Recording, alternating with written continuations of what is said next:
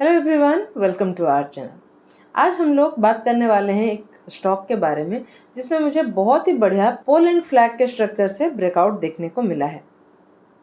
ऐसे I hope आप सब लोगों को पता होगा कि पोल एंड फ्लैग क्या होता है, लेकिन फिर भी शॉर्ट में मैं आपको फिर से एक बार बता देना चाहूँगी। अगर आप इसके बारे में अच्छे से जानते हैं, समझते हैं इस पैटर्न को, तो आप थोड़ा सा स्किप करके आगे से देख सकते हैं। चलिए पहले समझ लेते हैं ये पैटर्न क्या होता है। पोल एंड फ्लैग पैटर्न में हमें एक बड़ा मूवमेंट, फास्ट मूवमेंट किसी भी डायरेक्शन में, चाहे वो हो अपवर्ड या डाउनवर्ड, कोई भी डायरेक्शन में देखने को मिलता है। और फिर उसके बाद एक कंसोलिडेशन देखने को मिलता है, और उस कंसोलिडेशन के बाद चार्ट जो है जिस डायरेक्शन में मूव कर रहा था उसी डायरेक्शन में कंटिन्यूअस मूव करता है। और जनरली ये पोल एंड फ्लैग का पैटर्न कंटिन्यूएशन पैटर्न होता है, मतलब जिस डायरेक्शन में ये मूव कर रहा था पहले, चाहे वो अपवर्ड हो या डाउनवर्ड, उसी डायरेक्शन में आगे भी मूव करता है कंसोलिडेशन के बाद। यहाँ पे हम एक बुलिश फ्लैग पैटर्न का पिक्चर देख रहे हैं, जहाँ पे एक अच्छा अपवर्ड मूवमेंट, एक रैली हमें मिला है, फिर एक कंसोलिडेशन हमें देखने को मिल रहा है जिसको हम फ्लैग बोल रहे हैं, और उस फ्लैग से ब्रेकआउट के बाद हमें एक टारगेट मिला है जो कि ये जो पोल बना था उसका डेप्थ है। और इसका अगर हम एक एग्जांपल देखना चाहें तो आप यहाँ पे देख सकते हैं, ये चार्ट में हमें एक बड़ा रैली मिला है, फिर ये एक कंसोलिडेशन हुआ है, और यहाँ से ब्रेकआउट के बाद बहुत ही बढ़िया टारगेट मिला है। जो टारगेट का जो अगर हम डेप्थ प्लॉट करेंगे वो हमें इस पोल का डेप्थ के साथ इक्वल मिलेगा। सो आई होप आपको ये पोल एंड फ्लैग का बेसिक पैटर्न जो है समझ में आ गया होगा। सो आज हम बात करेंगे ऐसे ही एक स्टॉक के बारे में जिसमें हमें ये बुलिश पोल एंड फ्लैग के स्ट्रक्चर से ब्रेकआउट देखने को मिला है। स्टॉक का हम थोड़ा सा फंडामेंटल भी चेक करेंगे और उसके साथ साथ चार्ट को भी अच्छे से समझने की कोशिश करेंगे। और मैं ये भी ऐड करना चाहूंगी, आप लोग जानते हैं हम आपको रिसेंट चार्ट्स नहीं दिखा सकते, इस वजह से मैं आपको पूरा चार्ट तो नहीं दिखा सकती, लेकिन आपको चार्ट में क्या हो रहा है वो मैं आप लोगों के साथ डिस्कस कर सकती हूँ।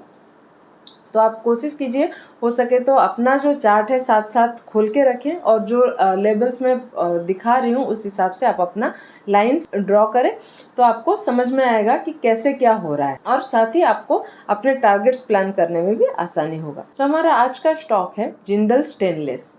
एक अगर ओवरव्यू लेना चाहें तो जो हमारा फर्स्ट क्वार्टर है 2026 का, इसमें हमें नेट रेवेन्यू में ग्रोथ देखने को मिल रहा है, अर्निंग पर शेयर में भी ग्रोथ देखने को मिल रहा है, और नेट प्रॉफिट में भी ग्रोथ देखने को मिल रहा है।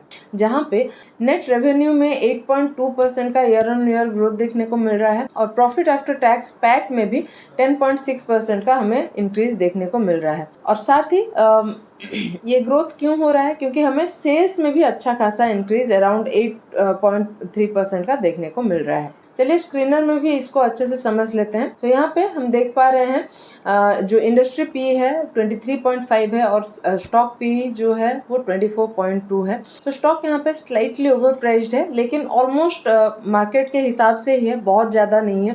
साथ ही अर्निंग पर शेयर 33.7 है, जो कि इंक्रीज हुआ है पिछले ईयर से।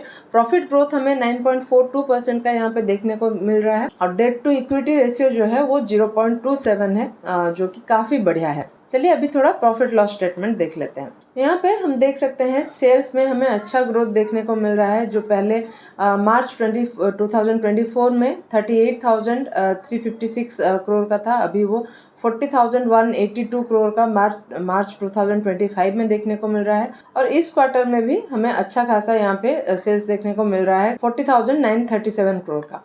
साथ ही आप अगर नेट प्रॉफिट की बात करें, मार्च 2024 में 2,531, और फिर मार्च 2025 में 2,711, और अभी का हमें 2,775 का प्रॉफिट ग्रोथ देखने को मिल रहा है। अर्निंग पर शेयर भी आप नोटिस कर सकते हैं कंटिन्यूसली राइज हो रहा है, जो पहले 30.73 था, उसके बाद 32.91 हुआ, और अभी रिसेंटली हमें 33.69 नजर आ रहा है ये। सो चार्ट में जो ग्रोथ हमें देखने को मिल रहा है, हमारा जो मार्केट का सेंटिमेंट है वो भी काफी अच्छा है, तो चार्ट में भी हमें इसका असर देखने को मिल रहा है। चार्ट को भी चलिए अच्छे से समझ लेते हैं। चार्ट को हम वीकली टाइम फ्रेम में देख रहे हैं, और आप देख सकते हैं मैंने ऐसा एक पोल ड्रॉ किया है, और ये फ्लैग मैंने ड्रॉ किया है।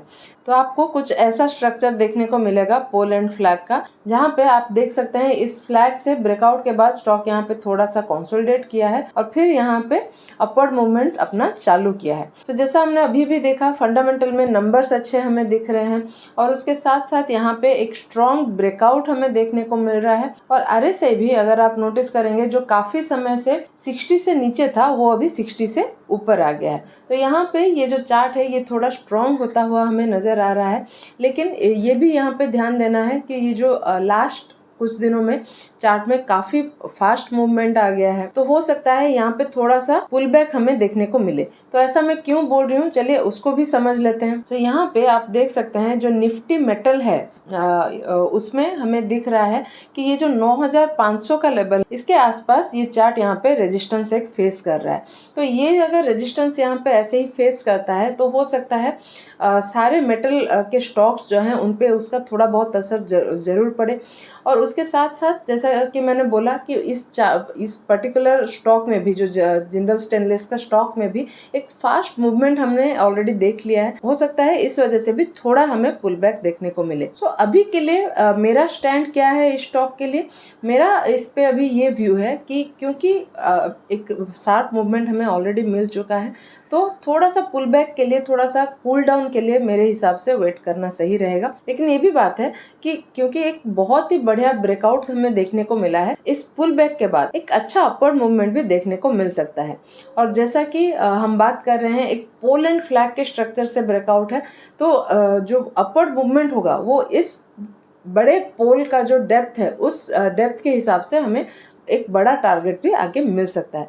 लेकिन ये भी ध्यान में रखें, जरूरी नहीं कि ये एक दो दिन में या एक हफ्ते में आपको ये अपवर्ड मूवमेंट देखने को मिल जाएगा। थोड़ा जो स्टॉक है ये थोड़ा सा आपका पेशेंस टेस्ट कर सकता है। तो अच्छे से स्टडी कीजिए, हमने जो रेजिस्टेंसेस है, सपोर्ट्स है, उनको मार्क करके उस हिसाब से अपने टारगेट्स को सेट कीजिए। अपना रिस्क रिवार्ड रेशियो जो है उसको आप चेक कीजिए और आपको यहाँ पे कैसे अपना इन्वेस्टमेंट प्लान करना है आप उस हिसाब से प्लान कीजिए। और कोई भी इन्वेस्टमेंट करने से पहले मैं तो ये भी सजेस्ट करूंगी आप अपनी स्टडी को प्रॉपर रखें या फिर कोई सेबी रजिस्टर्ड एनालिस्ट से सलाह जरूर ले लें। आपको हमारा आज का एनालिसिस कैसा लगा हमें कमेंट में लिख के जरूर बताइएगा। और अगर पसंद आया हो तो वीडियो को लाइक और चैनल को सब्सक्राइब करना बिल्कुल मत भूलिएगा।